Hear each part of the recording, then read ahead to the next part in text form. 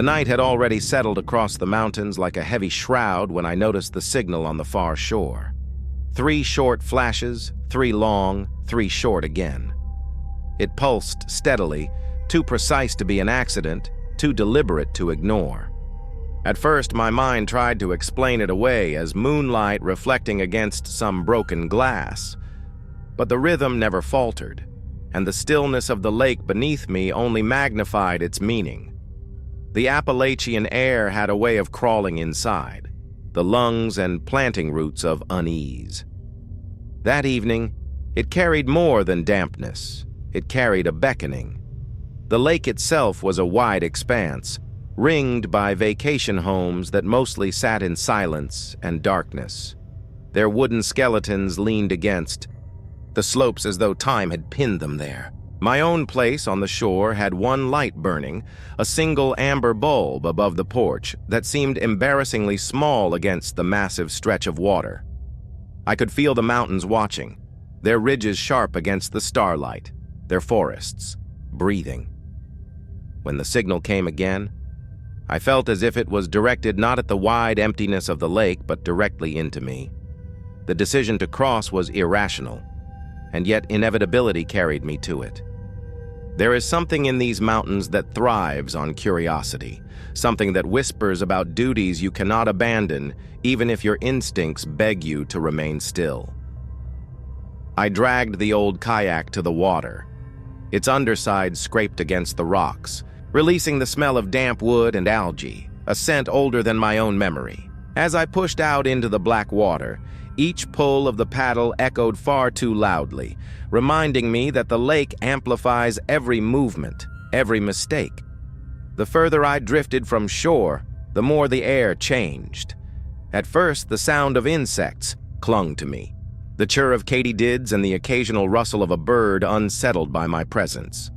But once I reached the center, the chorus collapsed into a silence so complete that I felt my own heartbeat become the loudest noise in existence. It was as though the mountains themselves were holding their breath, waiting to see what I would discover. The light no longer flashed. The house ahead was nothing more than a silhouette.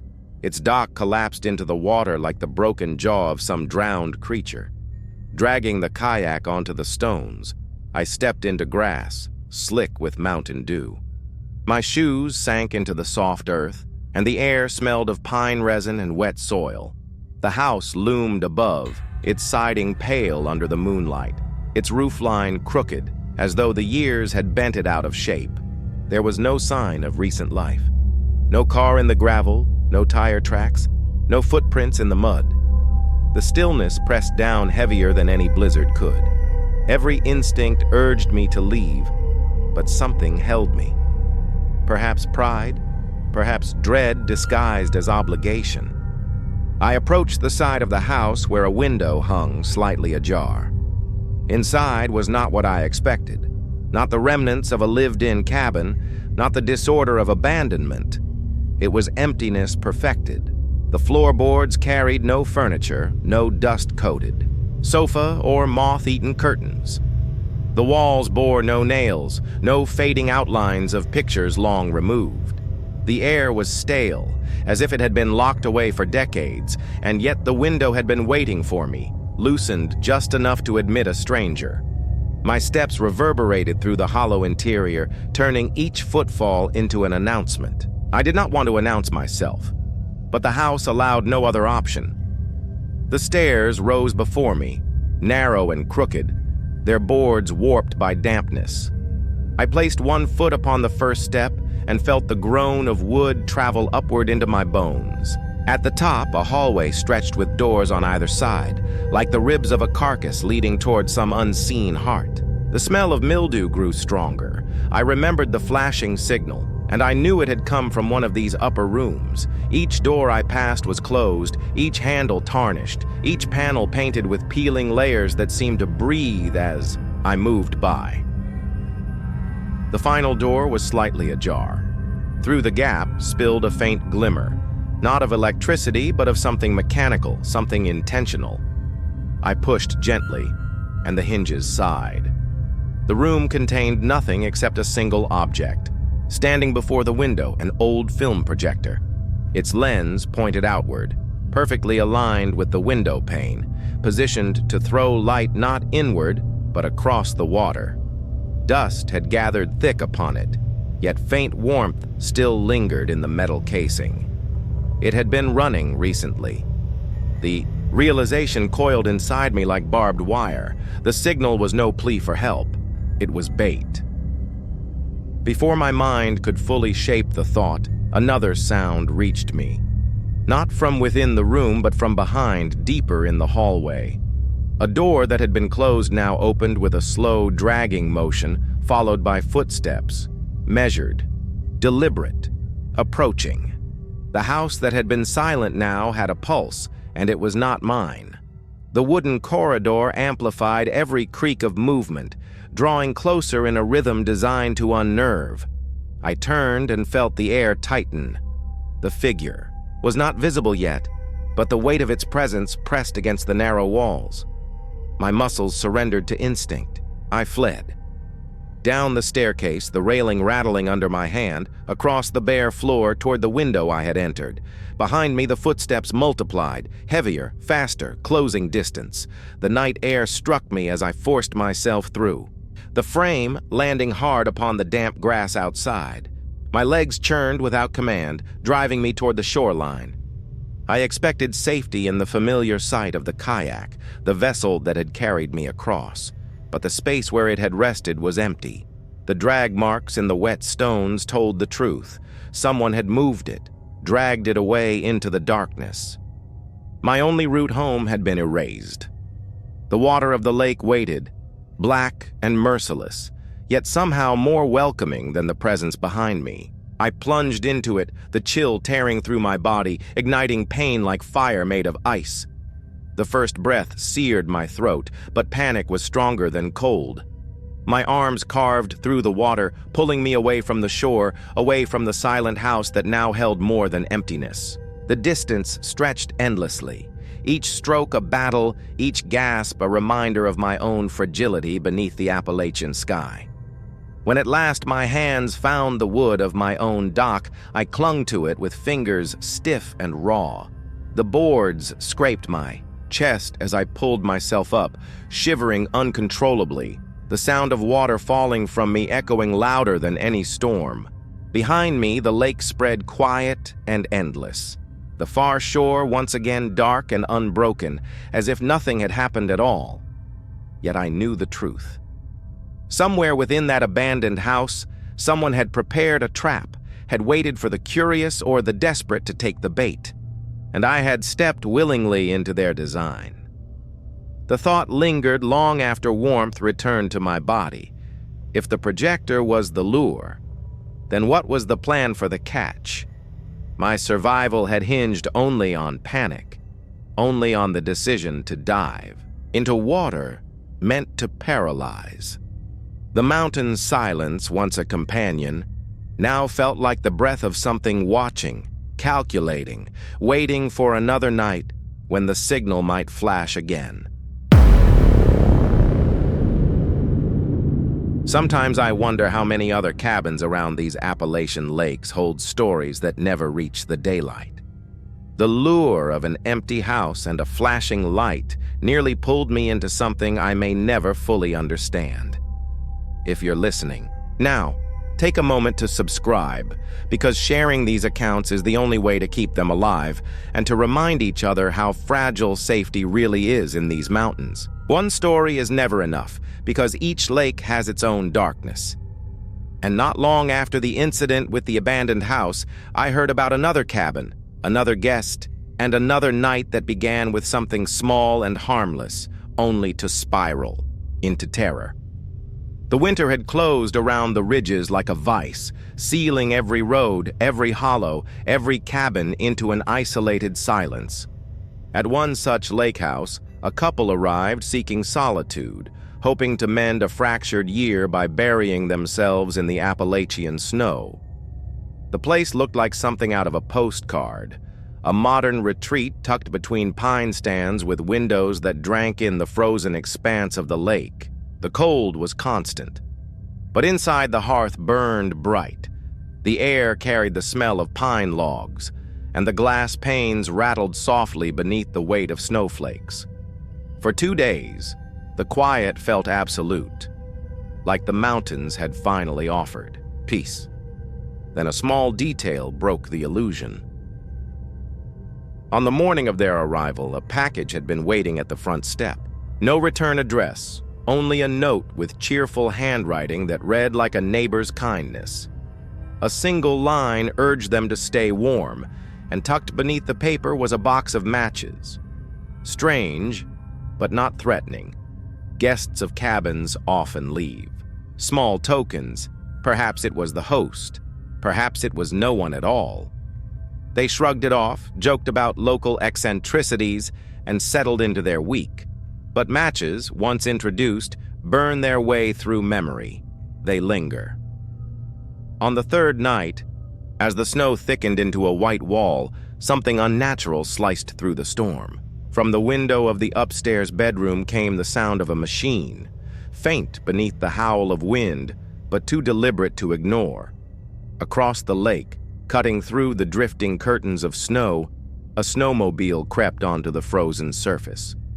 Its headlights flickered, distorted by the storm, and its engine whined with the labored sound of something unsure of the ice. The driver dismounted, raised arms into the storm, and moved in jagged motions that could only be read as desperation. The figure faced the cabin directly, as though certain it was occupied. The storm muffled every detail, yet the message was clear. Help was needed. The story was one that few could ignore. A lost child, a frantic search, a mother broken open by the night. The figure on the ice shouted, the words tangled in the gale but carried enough to strike the heart with urgency. No child could survive long in such cold. And so the door opened, boots laced, layers pulled tight, and steps taken across the solid crust of the lake. The snowmobile sat idling, exhaust rising in pale clouds, and beside it the woman stood, her face shadowed beneath a hood, her coat fur-lined, her hair braided tightly. Her story trembled from her lips. The boy had run away. He was lost. He needed to be found. Even through the storm, a detail flickered strange. A runaway child unnoticed until the blizzard was upon them, lost in the endless white. The closer the man drew, the more the pieces strained against each other. The storm blinded, yet something in her voice rang wrong. Something in her posture felt rehearsed. Then came the question, sudden and sharp, piercing through the storm like the crack of a branch. She asked whether he still had the matches. In that moment, clarity crashed in. The package on the porch, the cheerful note, the gift that had been no gift at all. She was the one who had left it, and the question was not one of concern, but of recognition. The smile beneath her hood was not comfort, but cruelty. The gun appeared as if conjured by the wind itself. Metal gleamed against the white, steady and cold. Demands spilled forth, not of rescue, but of surrender. Wallet, phone, whatever he carried. The storm swallowed the scene, hiding the violence beneath its howling, as though the mountains themselves preferred not to witness it. There was no struggle, for there could be none. The weapon dictated everything. In less than a minute it was over. The snowmobile roaring once more, the figure vanishing into the white, and the man left staggering back toward the cabin, his voice raw as he shouted to lock the doors, to call for help, to shut the world out, before it came again. The police arrived much later, their lights too faint against the storm, their search useless against the erasing hand of snowfall. They found nothing. No tracks, no snowmobile, no proof that anyone had been there at all. The only certainty lay in the absence of certainty. The host of the cabin denied any involvement, refunded the stay, but suspicion festered in the aftermath. How had she known guests would be there, in that house on that week? How had she prepared the package, the matches, the perfect prelude to fear? Some believe it was random. the act of a predator striking at opportunity. Others whisper that betrayal runs deeper, that perhaps an unseen hand from the guest's past had orchestrated the performance, pulling strings from the shadows to deliver a cruel spectacle. In the end, the snow covered every trace. The story ended not with capture, nor with clarity, but with a lingering question that froze harder than the ice on the lake. Why go to such lengths for something as small as a phone and a wallet? The answer may be simple greed, or it may be something darker, the twisted joy of watching terror bloom on another face. Whatever the truth, the Appalachian night kept it, burying evidence beneath layer after layer of white silence. The matches remained only in memory, their presence more haunting than any flame they could have sparked. Snow covers tracks, but wood remembers. The lake house from that winter faded beneath its white blanket, yet not all cabins in these mountains are erased so easily. Some hold on to the weight of what has happened inside them, storing it in their beams and rafters until the silence is unbearable. If these stories disturb you, remember to subscribe, because they are the kind that vanish quickly unless retold, and the more they are spoken, the more they serve as warnings. Another Appalachian lake house bore witness not to strangers on the ice, but to something even closer, something that waited above the family who trusted its roof. This particular house had been in one family for decades, perched on the slope above the water with an attic window that gazed directly across the rippling expanse. For children, the attic had once been a sanctuary, a place where sleeping bags and laughter filled the dust with warmth. Time changed that innocence into storage.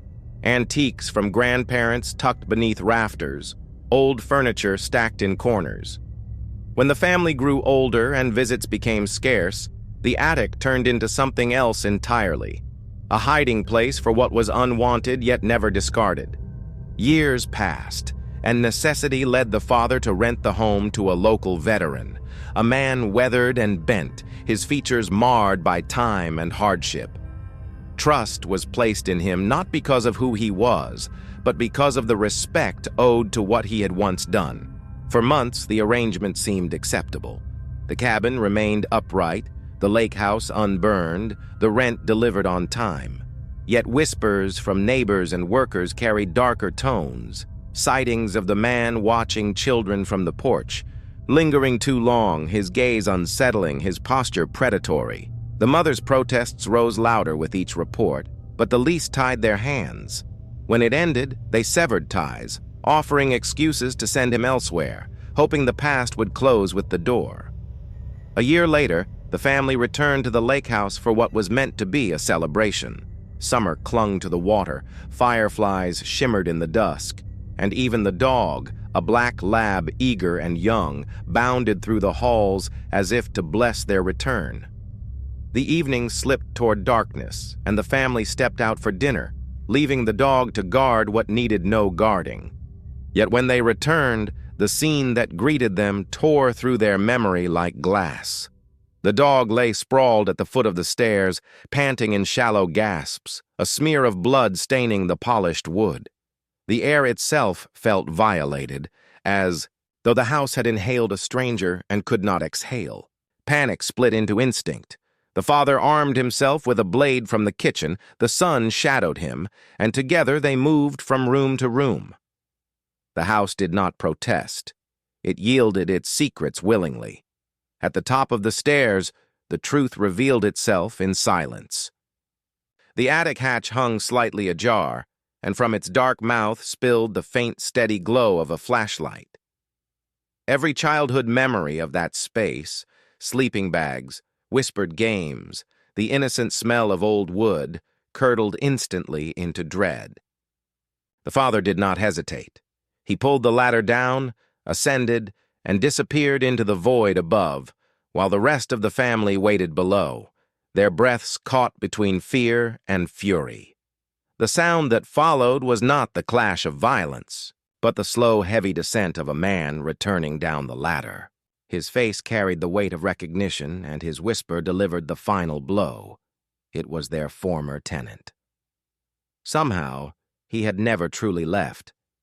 The police were called, and when they arrived, they carried the intruder from the attic. His body was frail, his face etched with something between madness and decay, and in his pocket rested a key that should have been replaced long ago. Sympathy, however undeserved, lingered in the father's eyes, refusing to press charges even as the evidence lay bleeding at the foot of the stairs. The house itself bore the deeper wound. Childhood memories fractured against the image of the intruder crouched among boxes of antiques, breathing the same air, waiting above them. The attic had become a space of shadows, not of games. The dog survived, scarred, but living, yet the family's faith in the lake house did not. They left and never returned, unwilling to hear the creak of those steps again, unwilling to sleep beneath a ceiling that had once hidden more than dust.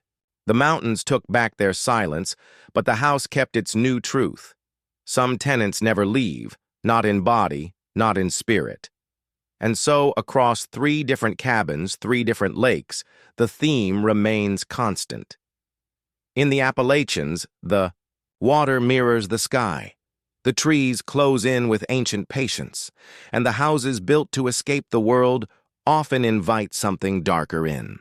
Some traps are mechanical, some are violent, and some wait silently in the rafters.